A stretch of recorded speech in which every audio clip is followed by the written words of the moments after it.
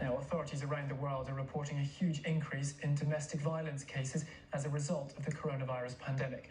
Some countries are providing hotels for victims, whilst others have set up hotlines or created special code words for women to get help.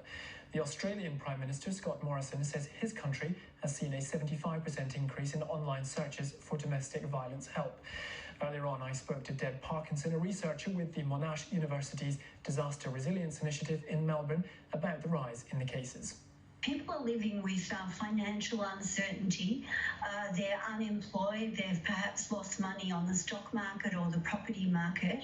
And you add to that things like a 24-hour lockdown, so people are living together in a really unusual circumstance.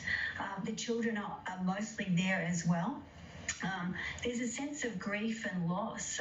All the usual supports that people had, social infrastructure reports, extended family, they're not there because people aren't able to go and talk to their friends.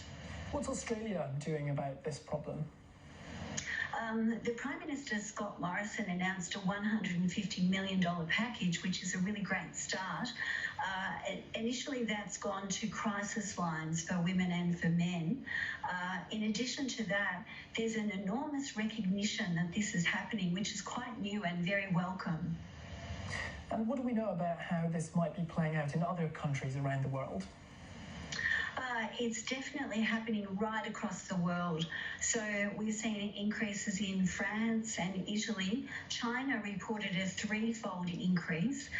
Spain, very sadly, reported the first domestic violence murder in the COVID context. That was by a man murdering his wife in front of the children on the 19th of March. France is providing hotel rooms for women who feel they're in danger, and men, of course, and it's setting up a code word system for pharmacies that women can go in and use this code word to get help if they feel they need it. What are some of the practical measures that countries can put in place as support mechanisms for victims of domestic violence? Yes, I think it's a really great use of empty hotels to repurpose them. In this country, in some states, we have a situation where the perpetrator is removed from the home and the women and children can stay.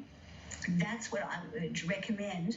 Where that's not possible, it's great to have hotels available and to make sure that they're safe, not just from DV, but also from COVID-19 infection. In addition to that, we clearly need a good and effective legal response and longer-term housing options for people. For family members who are worried about someone in their family or friends, they can keep in regular contact with people, and often that's going to be methods of texting or email, because women don't want to talk about the violent situation in front of the man or even in front of the children. Debra Parkinson from Monash University in Melbourne speaking to me earlier. And Mexico seems to be faring better than its northern